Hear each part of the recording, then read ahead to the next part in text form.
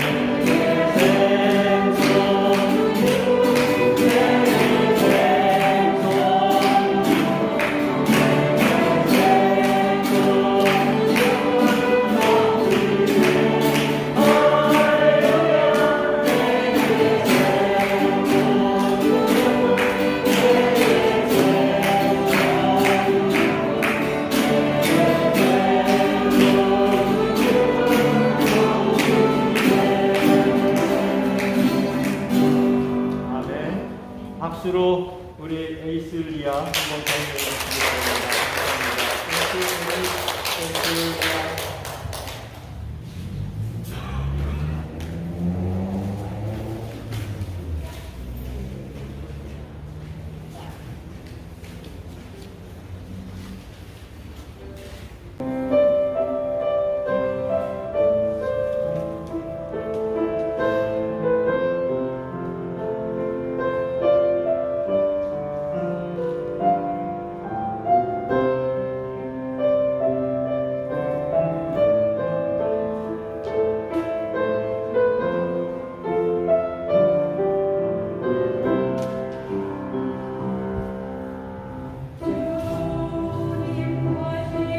에이슬리아.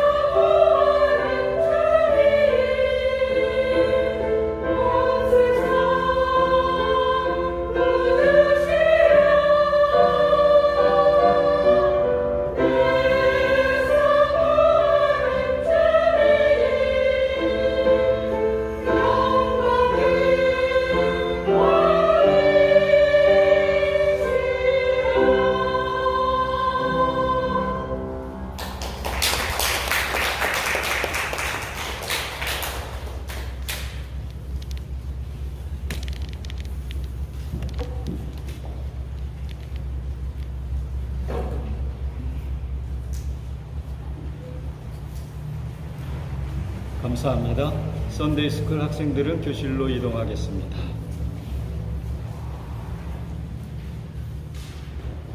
우리 성가대 찬양 잘하시죠? 네, 아주 은혜로운 그런 찬양이었습니다.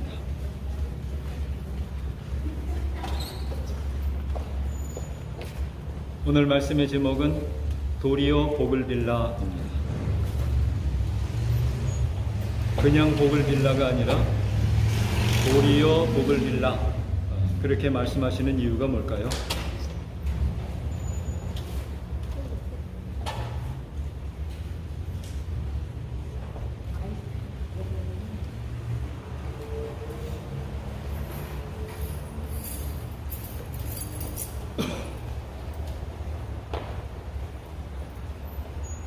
구절 말씀에 보면 악을 악으로 욕을 욕으로 갚지 말고, 그런 말씀이 있어요. 그러니까 나에게 악하게 대하는 사람이 있다는 뜻이죠. 나에게 욕을 하는 사람도 있고 나를 불편하게 하는 그러한 사람들이 있는데, 그렇지만 그럼에도 불구하고 오히려 그 사람들을 위해서 복을 빌어주라 하는 그러한 말씀입니다. 이 도리어라는 말이 가지고 있는 함축적인 몇 가지 의미들이 들어있을 것 같아요. 상대방이 나에게 해를 끼치는 그러한 상황도 들어있고요. 또 그렇게 되니까 복을 빌어주고 싶은 마음이 안 생기죠. 그런 복을 빌어줄 마음이 안 생깁니다. 그리고 있는 복도 나 혼자 독차지하고 싶은 그러한 생각도 들게 마련입니다. 그러나 그럼에도 불구하고 우리는 복을 비는 사람이 되는 것이 마땅합니다. 왜 그러냐 하면 오늘 12절 말씀에 보면 주의 눈은 의인을 향하시고 그의 귀는 의인의 간구에 기울이신다 하는 말씀이 있어요. 그러니까 의인이라는 말은 복을 비는 사람이겠죠. 당연히 복을 비는 사람입니다. 그래서 우리는 복을 비는 사람, 그럼에도 불구하고 복을 비는 사람, 도리어 복을 비는 사람, 그런 사람으로 살아가야 합니다. 믿음은 우리에게 악한 상황을 선한 상황으로 바꾸어줄 힘을 줍니다. 세상을 살아가다 보면 악한 상황을 만날 때도 많이 있습니다. 그러나 주님이 주시는 믿음은 우리로 하여금 그 상황들을 이겨낼 수 있도록 만들어 줍니다. 때로는 아플 때도 주님께 의지하면 주님께서 그 아픈 것들을 낫게 해주시고 질병을 고쳐주시기도 합니다. 여러 가지 어려운 문제들이 발생했을 때도 하나님께서 그 문제들을 해결해 주시기도 합니다. 그래서 우리는 믿음으로 그 모든 것들을 넘어갈 수 있는 그러한 사람들이 되어야 합니다. 그런 길이 바로 복을 빌어주는 것입니다. 복을 빌 수 있다고 하는 것은 바로 경건의 능력입니다. 경건의 능력이 없으면 복을 빌 수 없는 상황에서 복을 빌지 못합니다. 우리는 경건의 능력을 가진 그러한 사람들입니다. 경건이란 무엇입니까? 경건이란 세속에 물들지 않는 것을 경건이라고 말할 수 있습니다. 야고보서 1장 27절 말씀을 같이 한번 읽어보겠습니다.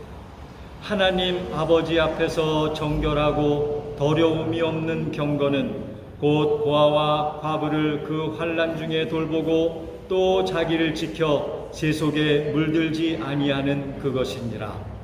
경건이란 자기를 지키는 것이고 세속에 물들지 않는 것입니다.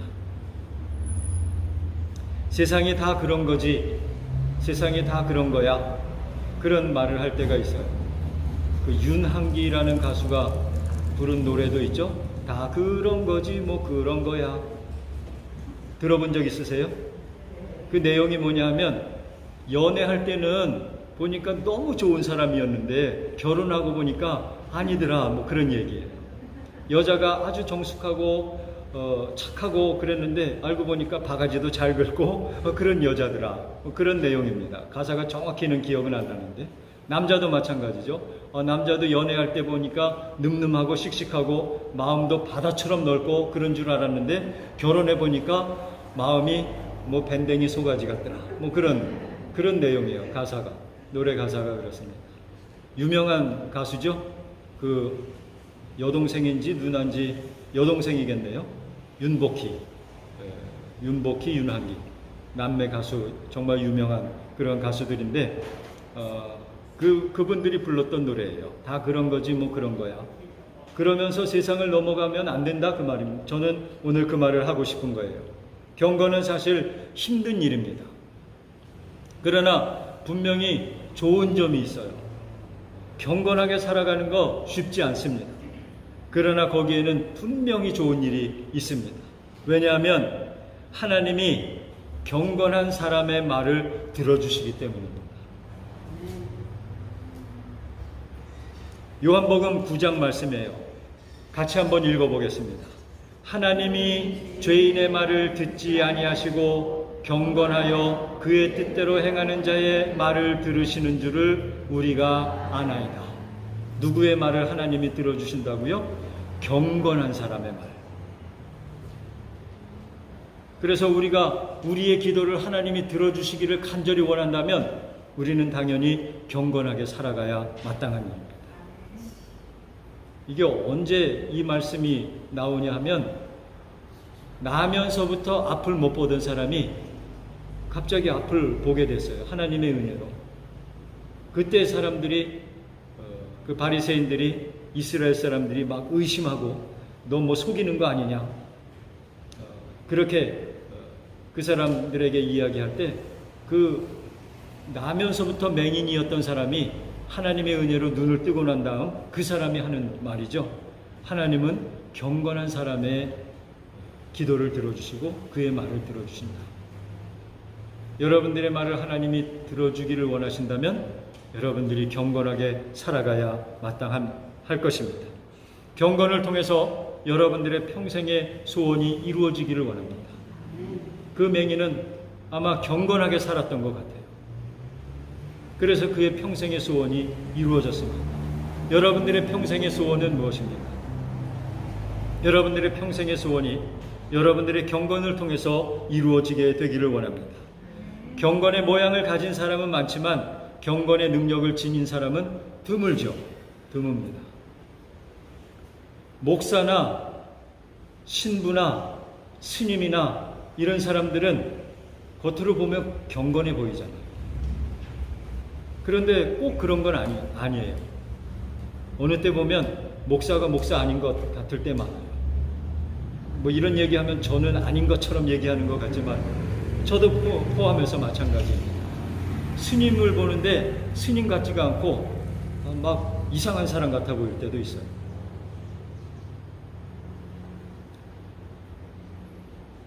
종교 지도자들 뿐만 아니라 모든 종교인들이 다 경건한 능력을 가진 사람들이 되어야 할 것입니다. 그래서 디모데후서 3장 5절에서는 경건의 모양은 있으나 경건의 능력은 부인하는 그러한 사람들로부터 돌아서라 그런 말을 하고 있습니다. 우리 모두 다 경건의 능력을 지닌 성도가 되기를 원합니다. 우리 힐로 감리교회가 정말 경건한 성도들이 되어서 여러분들 자리 옆에 또 한 사람의 성도가 찾아올 수 있는 그러한 교회가 되기를 간절히 소원합니다. 도리어 복을 빈다는 말, 그 말을 잘 생각해 보면 도리어 복을 비는 그러한 상황을 우리가 살아가게 되면 그 다음부터는 도리어라는 말이 필요 없어지게 되는 그런 상황이 되는 거예요. 조금 맥락이 좀 어렵죠? 저게 무슨 뜻일까? 다시 생각해 보실 그런 순간인 것 같습니다. 나쁜 상황이 전부 좋은 상황으로 변하게 된다는 그러한 말씀입니다. 우리의 삶에는 악한 일들이 일어나게 되고 악한 일들이 또 악한 일을 불러들이는 그러한 경우가 종종 있습니다. 그러나 그런 악한 것들이 악한 순환을 이루는 것이 아니라 선순환으로 바뀔 수 있는 그러한 삶이 바로 우리들의 삶이 되어야 한다는 말씀입니다. 원수를 먹이면 하나님이 갚아주신다고 잠언에서 말씀하고 있습니다. 내 원수가 배고파하거든 음식을 먹여라. 그런데 보통은 어때요? 원수가 배고파하면 아유 잘됐다 고소하다 그런 생각이 들기가 마련입니다. 그러나 원수가 배고파하면 음식을 먹여주고 목말라 하면 물을 마시게 해주고 그러면 하나님께서 나머지는 책임져 주시고 갚아주신다 하는 그런 말씀입니다. 우리가 원수를 갚는 일이 아니고 원수 갚는 일은 하나님께 달려있는 그러한 일이라고 우리에게 알려주고 계십니다. 예수님도 비슷한 말씀을 하십니다. 우리가 복을 빌면 그 복이 우리에게 돌아온다 하는 그러한 말씀입니다. 심지어 원수에게 복을 빌면 그 복이 우리에게도 온다고 하는 그러한 말씀이죠. 마태복음 10장 13절 말씀입니다. 어떤 집에 찾아가면 평안하기를 빌어라. 복을 빌라는 말이죠. 그러면 그 평안이, 그 복이 나에게로 돌아온다고 하는 그러한 말씀입니다. 다시 말하면 내가 복을 하나를 빌면 나에게 돌아오는 복은 2개가 될 수도 있고 10개가 될 수도 있고 그렇게 되는 것이죠. 여러분들이 복을 받고 싶다면 여러분들은 복을 비는 사람이 되기를 원합니다. 우리가 복을 빌면 성령의 감동이 임하게 됩니다. 우리가 복을 빌면 하나님이 그 일을 기뻐하세요. 그래서 성령의 역사가 나타나게 마련입니다. 예레미야가 예언을 하죠. 이스라엘이 나라가 완전히 멸망하고 바벨론으로 포로로 끌려가게 될 때, 그때 예레미야가 예언을 합니다. 70년이 지나면 그 포로 생활이 끝나고 고향으로 돌아올 거다. 그런 예언을 말합니다. 그때 믿은 사람들이 있을까요? 얼마나 있을까요?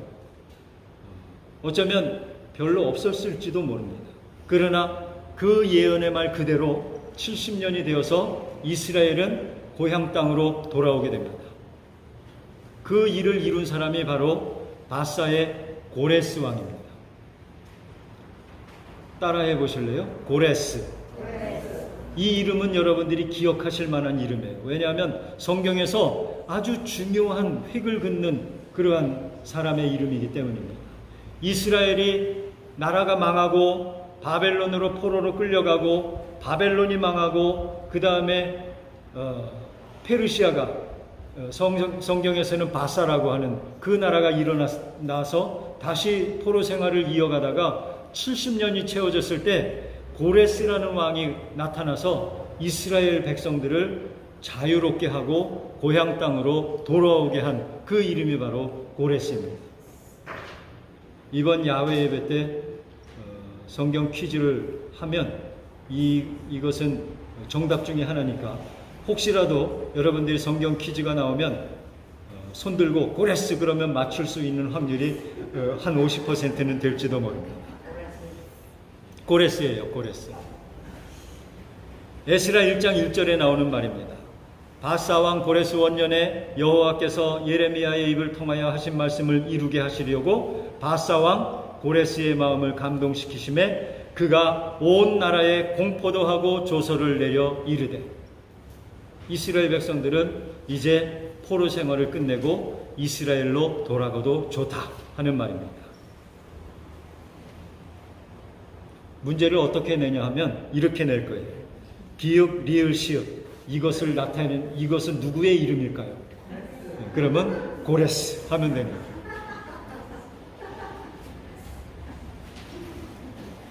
복은 우리가 빌지만 그 일을 이루시는 분은 하나님이십니다. 우리가 기도를 해도 우리가 기도한다고 뭐 되는 일은, 우리 힘으로 되는 일은 하나도 없는 거죠. 하나님이 다 이루어 주시는 줄로 믿습니다. 우리가 원수 갚을 만한 일이 있어도 그거 대신에 복을 빌게 되면 원수는 하나님이 갚으시고 우리에게는 복을 주시고, 그게 바로 하나님의 뜻입니다. 히브리서 10장 30절 말씀입니다. 원수 갚는 것이 내게 있다. 하나님이 말씀하시죠. 우리 각자에게 있는 게 아니라 내게 있다 하는 말씀입니다. 때로 우리가 좋은 것을 뺏기는 한이 있더라도, 그럴 일이 종종 있을 수 있죠. 좋은 것을 뺏기는 경우가 있을 수 있습니다. 그러나 하나님은 우리에게 더 좋은 것으로 채워주시는 하나님이십니다. 히브리서 10장 34절에서 비슷한 말씀을 하고 계세요. 너희가 갇힌 자를 동정하고 너희 소유를 빼앗기는 것조차 기뻐할 때 하나님이 주실 걸 믿었기 때문이다. 복을 비는 게 왜 좋은가 하면 복을 빌면 빌수록 우리는 능력의 사람이 되기 때문입니다. 만약 내가 능력이 아직 부족하다고 여겨지면 내가 아직까지 복을 많이 빌고 살지 않았구나, 더 많이 복을 빌어야 되겠구나, 그런 생각을 해야 할 것입니다. 누구를 위해서 여러분들은 복을 빌겠습니까? 저는 여러분들을 위해서 복을 비는 게 제 사명이라고 생각하고 살아갑니다. 여러분들이 잘 되는 게 저의 사명입니다. 여러분들이 형통하는 게 저의 또한 책임이기도 합니다. 여러분들은 누구를 위해서 복을 빌겠습니까? 여러분들이 복 빌기를 원하는 그러한 사람들을 한번 꼽아 보시기를 바랍니다. 어쩌면 이렇게 꼽다가 요거 뺄까 말까 이런 생각이 드는 사람도 있을 거예요. 그러나 그런 사람을 위해서도 복을 빌어야 됩니다. 왜 우리가 복을 빌면 능력의 사람이 될까요? 하나님이 우리에게 능력을 채워주시기 때문입니다. 여러분들은 복을 비는 거하고 복을 받는 것 중에 어떤 걸 더 좋아하십니까? 복을 받는 게 쉬우니까 복을 받는 걸 더 좋아할 수도 있어요. 그러나 곰곰이 생각해 보시면 복을 비는 게 더 좋은 거로구나 하는 것을 깨닫게 될 것입니다. 당장은 복을 받는 게 좋죠. 아무것도 안 하고 그냥 복 받는 게 좋겠죠.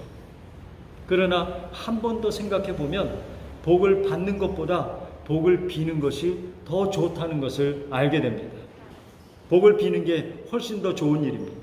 왜냐하면 이미 답을 다 말씀드렸는데 왜 복을 비는 게 더 좋으냐 하면 복을 받을 땐 그냥 복만 받지만 복을 빌면 복도 받고 능력도 받기 때문에 그래서 복을 비는 게 더 좋은 일, 훨씬 더 좋은 일입니다. 복을 빌면 우리는 복도 받습니다. 아까 예수님이 어떤 집에 방문하면 그 가정을 위해서 평안을 빌어라, 복을 빌으라 하는 그러한 말씀 하신 거죠. 그 말씀처럼 복을 빌면 나도 복을 받고 혹시 그 사람이 그 복을 못 받으면 그 사람이 못 받은 복까지 내가 대신 받게 됩니다. 얼마나 좋은 건지 몰라요. 능력도 받게 되기 때문에 정말로 좋은 것입니다. 주님의 눈은 복을 비는 사람을 향하신다, 그렇게 말씀을 하셨어요. 주님의 귀는 그의 간구에 귀를 기울이신다. 오늘 본문의 말씀에 나오는 내용입니다. 하나님은 누구를 바라보시는가? 복을 비는 사람을 바라보십니다. 여러분들은 누굴 보기를 원하십니까? 사람들은 보통 자기가 좋아하는 사람을 보기를 원합니다. 하나님은 누구를 바라보실까요? 하나님은 바로 복을 비는 사람을 바라보십니다. 왜냐하면 하나님이 그 일을 좋아하시기 때문입니다. 복 주시기를 좋아하시기 때문에 복을 비는 사람을 통해서 복을 주시니까, 그래서 하나님은 복을 비는 사람을 바라보십니다. 그리고 복을 비는 그 사람에게 귀를 기울이십니다. 하나님이 우리에게 귀를 기울여 주신다고 하는 것은 얼마나 은혜로운 말씀입니까? 여러분들도 누가 여러분들의 말을 들어주면 좋아하시죠? 보통 사람들은 남의 말 잘 안 들어줍니다. 그런데 가까운 사람들은 상대방의 말을 잘 들어줍니다. 경청해주고, 어려운 말이 있으면 함께 어려워해주고, 함께 그 고난에 동참을 해주고, 그런 게 보통 가까운 사람들이죠. 사랑하는 그런 사람들이죠.